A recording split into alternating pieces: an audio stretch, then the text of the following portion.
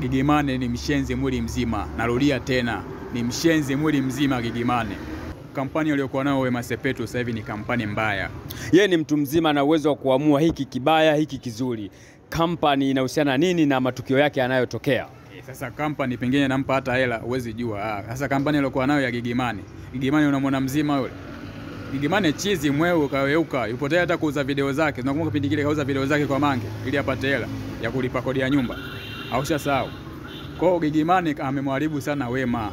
Kamharibu Wema na Gigimane ni mshenzi mwili mzima, ndo nasema mimi. Ile nguo kadresi mwenyewe? Kadresi mwenyewe. Mbona na Gigi amevaa sasa? Na walikuwa kwenye hiyo video yupo na Gigimane kabisa.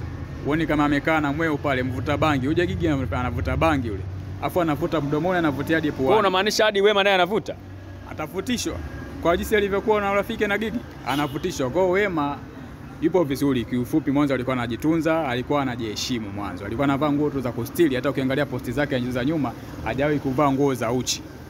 Sema anajibu jeuri, anakuambia basi wiki ijayo mimi nitavaa hata hijabu. Sasa namjibu nani hivi?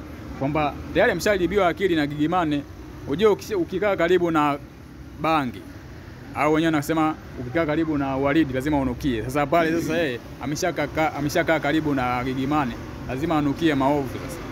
Sababu gani? Asipoangalia yule atarekodiwa hadi video za uchi na Gigi ili Gigimane aziuze, au anaweza akapewa connection kwa chuma wa chachuma ili video zake ziondoke.